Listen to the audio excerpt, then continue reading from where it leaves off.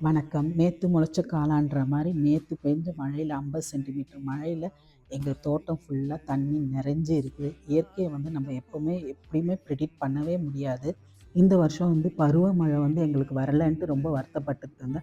ஆனா இன்னைக்கு பருவமழை நல்லா பெஞ்சு நல்லா இருக்கு. சில பேருக்கு வெயிலும் மழையும் பிடிக்காது. ஆனா இந்த வருஷம் பெஞ்ச மழையினால எங்க ஊர் செழிப்பாயிடுச்சு. தண்ணி பிரச்சனையே இருக்காது. தண்ணிலாம் நல்லா ஊத்தெடுக்கும்.